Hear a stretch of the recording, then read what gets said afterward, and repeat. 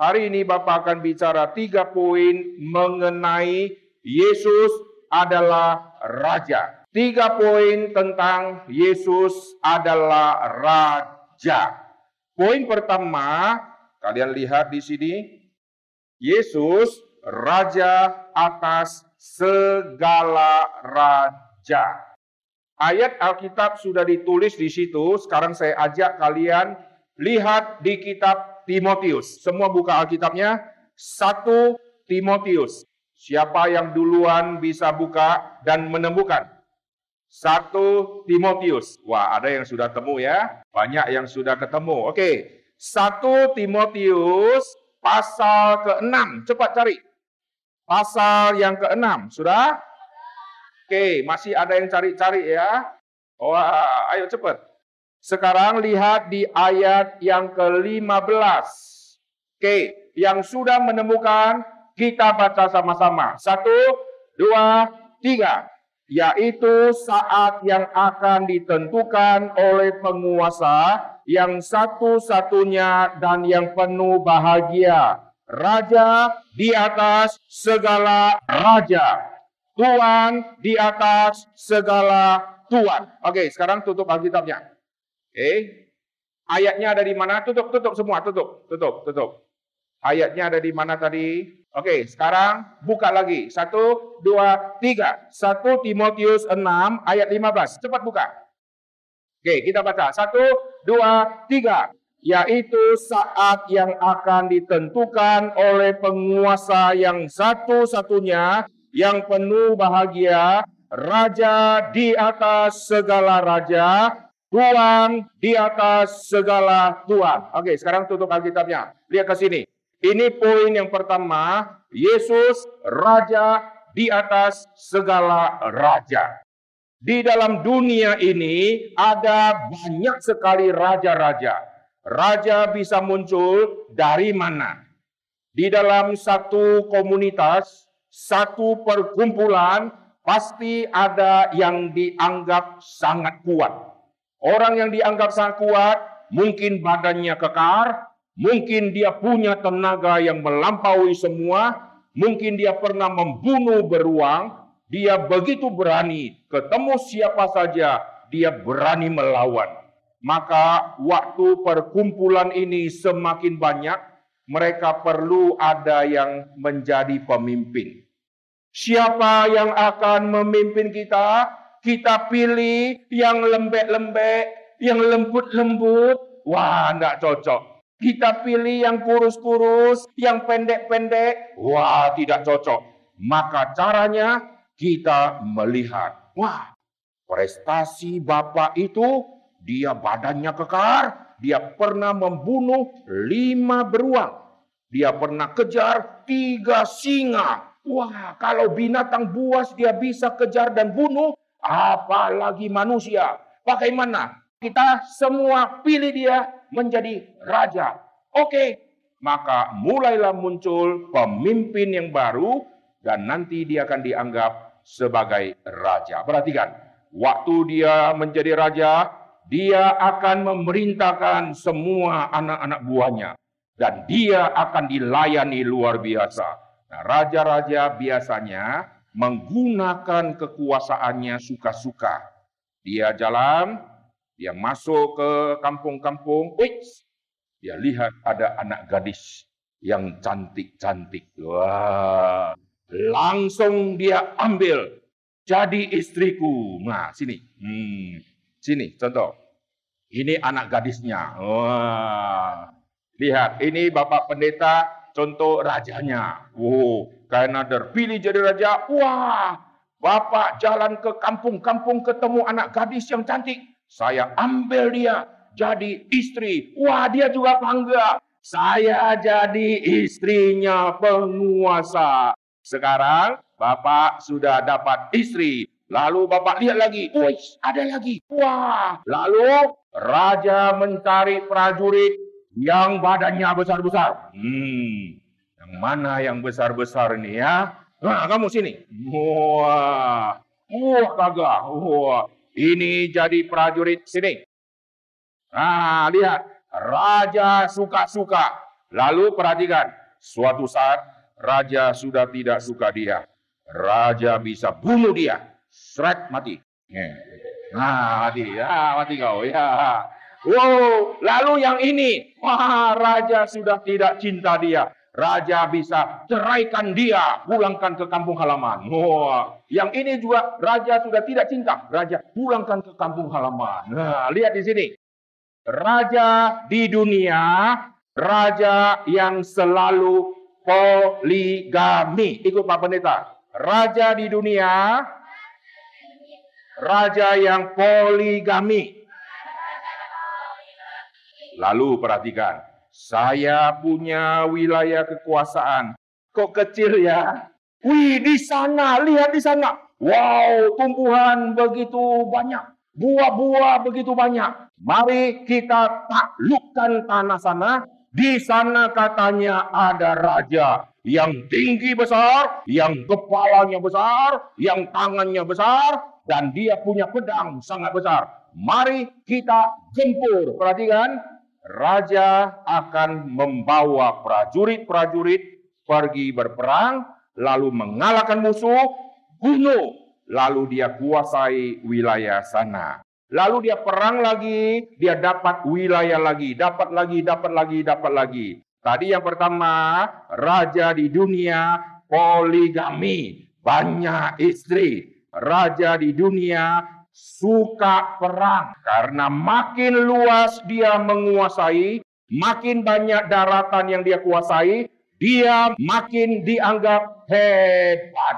Maka dia akan siapkan prajurit yang lebih banyak lagi untuk menggempur wilayah yang lebih besar lagi. Perhatikan, suatu saat raja ini nanti mempunyai saingan. Lihat ya, saingannya siapa? Ada prajurit di samping yang selalu mendampingi si raja. Dia mikir-mikir, enak juga jadi raja. Saya juga mau jadi raja. Tapi caranya bagaimana? Aku akan membunuh raja ini. Maka dia pakai cara, dia cari teman-teman. Sini, dua orang sini. Nah, sini. Sekarang Pak Pendeta jadi prajurit yang mau jadi raja ya. Untuk membunuh, Bapak perlu teman-teman. Lalu kita bisik-bisik. Oh, Bapak punya teman baik nih ya. Nanti kalau kita bunuh raja itu, nanti saya jadi raja. Kamu jadi wakil raja. Kamu saya angkat menjadi kepala panglima. Wah, mau tidak? Mau? Tos. Wah, kita bunuh raja itu besok. Siap? Jangan kasih tahu orang. Nah, duduk. Jangan kasih tahu teman-temanmu ya. Nah, kita akan bunuh raja. Perhatikan. Apa yang terjadi? Nanti besoknya raja itu akan saya bunuh. Dan waktu raja itu mati, sekarang saya potong kepalanya, saya pegang kepalanya. Hei semua orang yang di bawah kekuasaan raja ini. Lihatlah, raja yang kamu anggap hebat, sekarang ada di tangan saya. Kepalanya sudah saya penggal.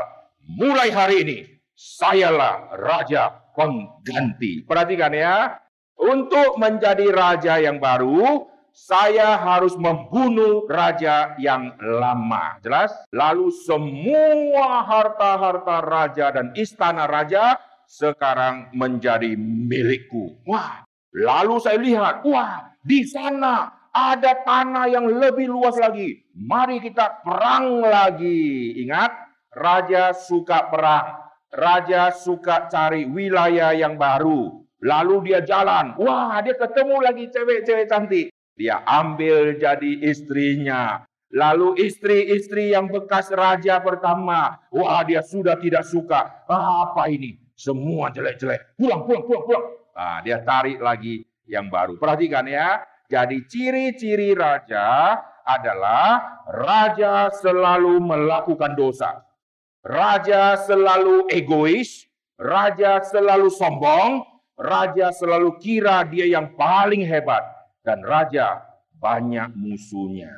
Lalu perhatikan, seandainya ya, Pak prajurit ini sekarang sudah jadi raja.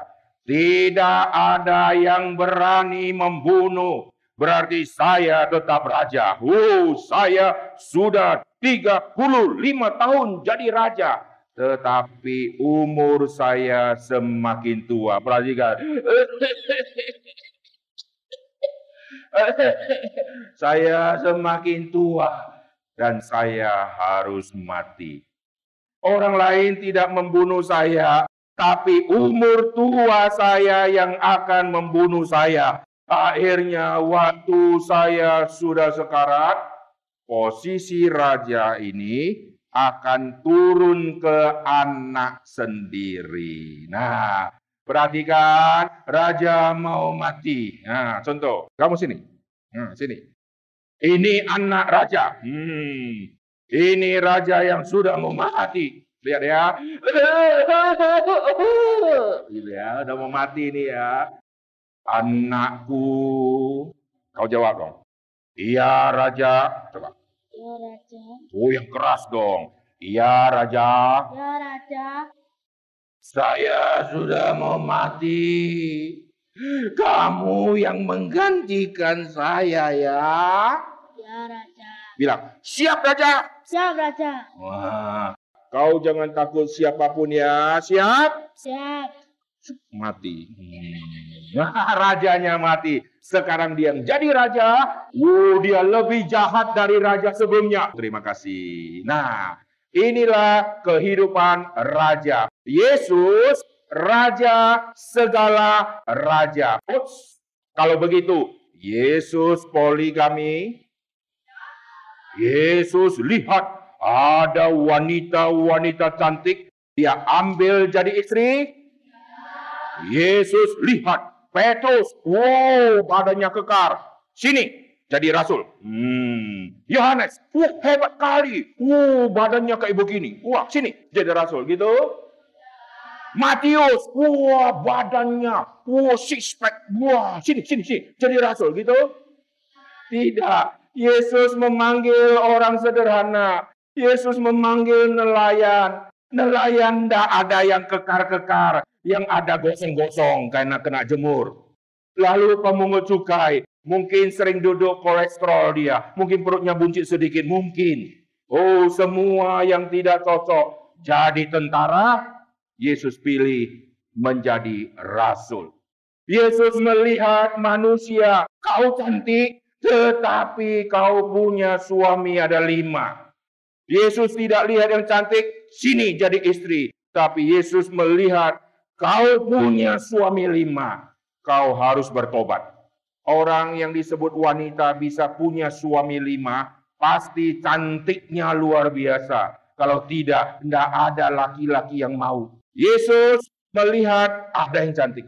Yesus melihat ada yang ganteng. Yesus juga melihat ada yang lumpuh. Yesus melihat ada orang yang buta. Yesus melihat ada orang yang sudah jadi mayat. Semua jenis manusia Yesus lihat. Tapi Yesus adalah raja yang sejati. Raja yang tidak mengambil keuntungan untuk sendiri. Tapi raja yang memberikan pertolongan kepada banyak orang. Dan Yesus raja yang memberikan nyawanya. Kalau raja dunia, saya ambil nyawamu. Saya matikan kamu. Tapi Yesus memberikan nyawanya. Nah sekarang pertanyaan, siapa bisa jawab? Dengar baik-baik. Tadi raja dunia mengalahkan raja yang lain. Bunuh. Yesus raja segala raja.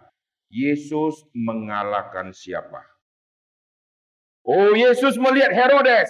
Yesus bunuh Herodes. Gitu. Tidak, Herodes tidak dibunuh oleh Yesus. Herodes masih menjabat sebagai raja. Loh, kalau di zaman Yesus sudah ada Raja Herodes, lalu Yesus raja, tidak bisa. Harus bunuh raja sebelumnya, baru bisa jadi raja. Tapi kenapa Yesus disebut raja? Yesus raja yang bukan mematikan raja-raja yang adalah manusia. Yesus mematikan di balik penguasa semua raja-raja. Dengar baik-baik. Ada raja A, raja B, Raja C. Di balik semua raja-raja tadi, ada penguasa yang lebih tinggi dari raja yang tidak terlihat. Siapakah dia? Di balik semua raja-raja yang bengis, raja-raja yang jahat, ada penguasa raja yang tidak terlihat. Siapa dia? Oh, dia adalah setan. Setan menguasai semua pikiran raja-raja. Setan menguasai Herodes. Maka Herodes memerintahkan, bunuh semua anak-anak. Kenapa bunuh anak-anak yang di bawah 2 tahun? Karena Herodes raja dunia. Dia takut ada saingan. Dia takut Yesus nanti kalau sudah besar jadi raja menggantikan dia. Maka bunuh dia. Di balik Herodes ada setan. Raja-raja dunia dikuasai oleh setan. Dan mereka menyembah berhala, mereka mentuhankan langit, mentuhankan bumi, mentuhankan ilah-ilah di dalam dunia ciptaan. Dan mereka tidak sadar, mereka jadi raja, tapi ada yang lebih tinggi dari mereka. Yesus waktu datang ke dalam dunia ini, lalu ada penguasa raja dunia yang tidak terlihat, dan sekarang penguasa ini akan berhadapan dengan Tuhan Yesus. Maka caranya supaya saya tidak diganggu oleh Yesus, Yesus waktu lahir, biar dia mati saja. Maka penguasa yang tidak terlihat mempengaruhi Herodes. Keluarkan perintah, bunuh semua anak-anak yang laki-laki yang di bawah 2 tahun. Supaya Yesus waktu kecil sudah mati, maka tidak ada raja yang menggantikan Herodes nanti. Tapi Yesus bisa dibunuh tidak? Kenapa Yesus tidak bisa dibunuh? Karena Yesus sudah ditetapkan harus mati di atas kayu salib. Perhatikan, Yesus raja, tapi raja yang mati. Raja kalau mati itu artinya kalah. Raja tapi tidak ada prajurit. Raja tidak ada istana. Pernah lihat di Alkitab ada istananya Yesus? Yesus berjalan. Hari sudah mau malam, dia pergi ke Bukit Zaitun. Di sana tidak ada rumah, di sana tidak ada istana. Dia semalam-malaman suka berdoa di sana.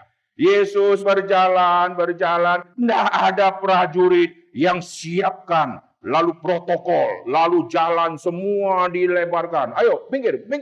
Yesus mau lewat, minggir. Tidak ada itu. Yesus seperti kita orang-orang biasa. Tapi Yesus adalah raja. Perhatikan. Yesus raja, dia akan mengalahkan penguasa daripada raja-raja. Itu adalah setan. Maka waktu Yesus hidup di dalam dunia ini, siapa sebetulnya yang paling takut Yesus? Siapa yang paling takut Yesus? Herodes kah? Pilatus kah? Jawabannya adalah setan. Setan pernah berkata begini, waktu dia melihat Yesus, ini orang kerasukan setan. Kerasukan setan.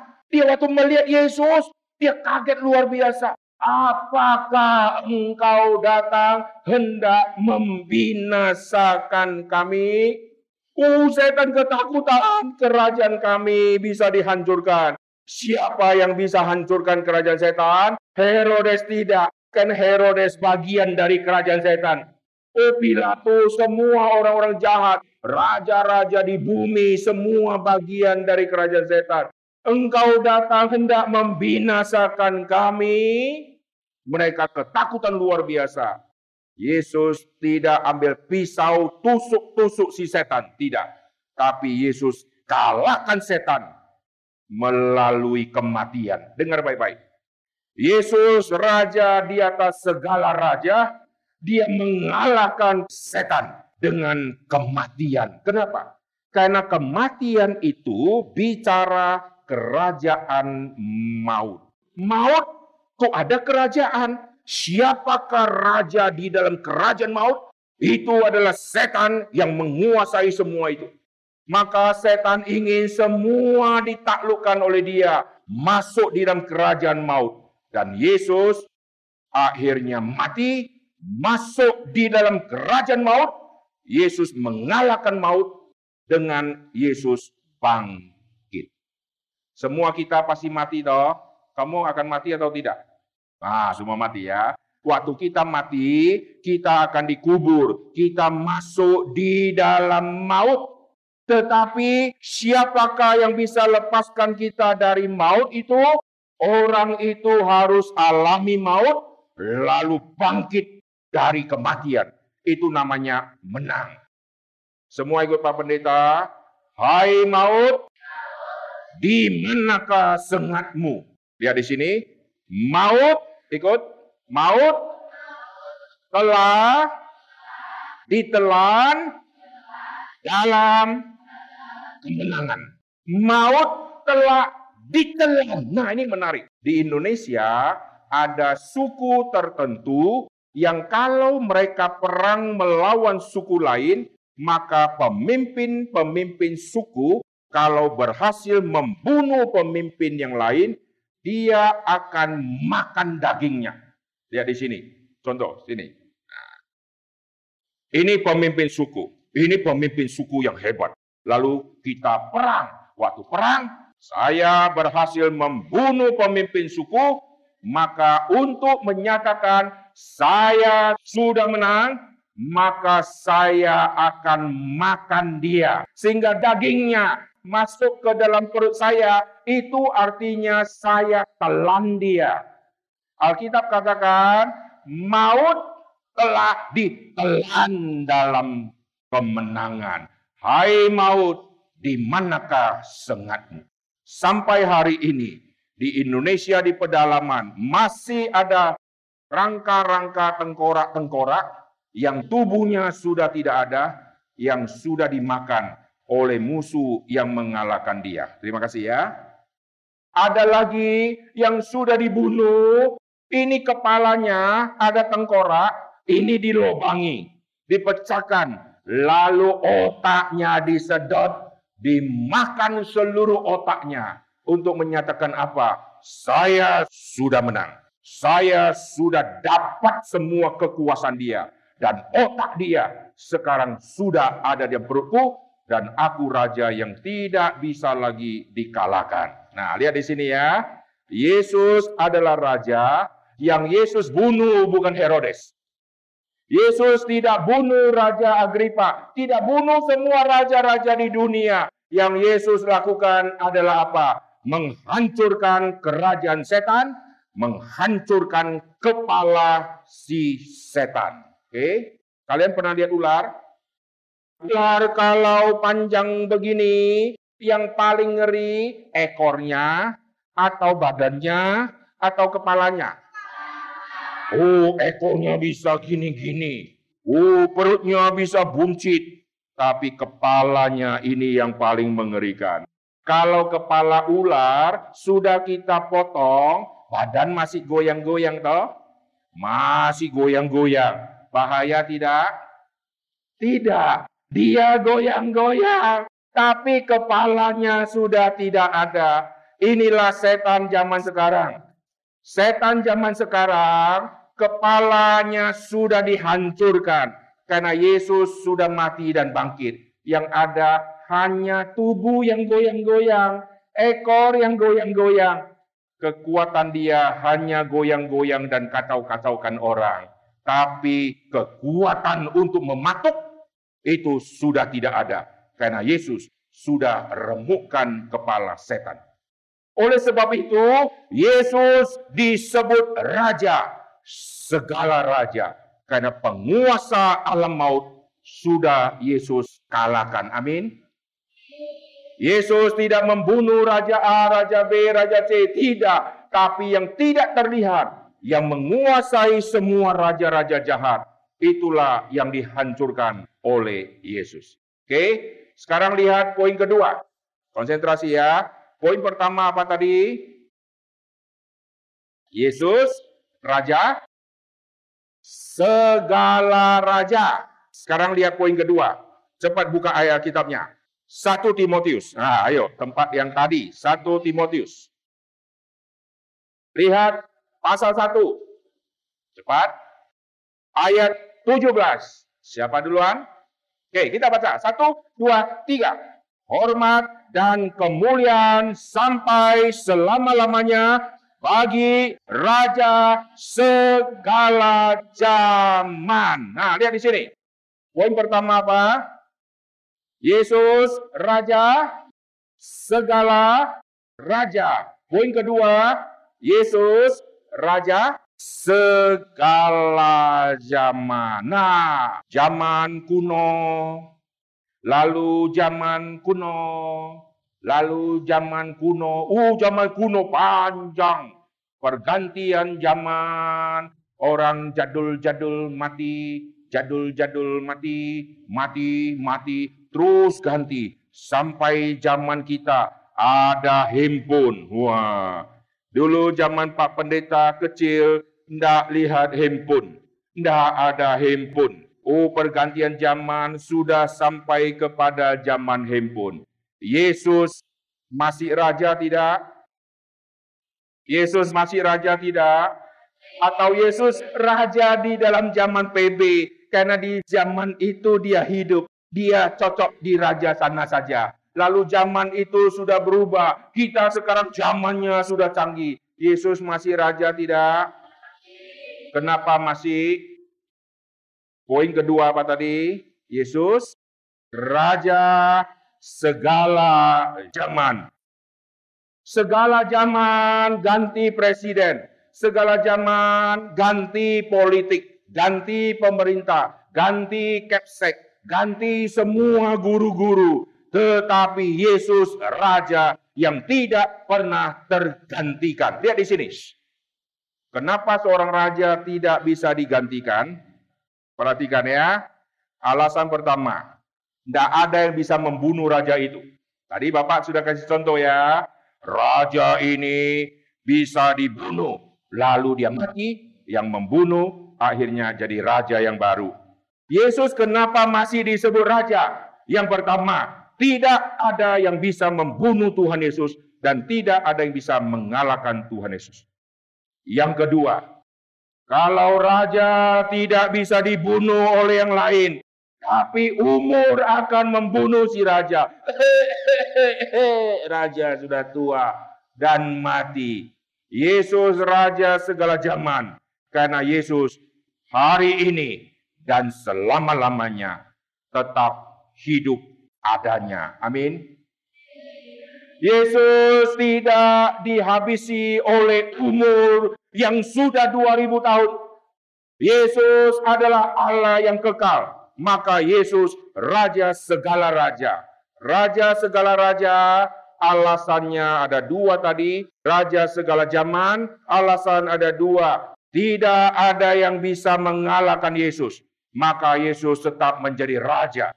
Yesus tidak mati lagi. Yesus hidup selama-lamanya. Maka posisi raja tetap Yesus pegang.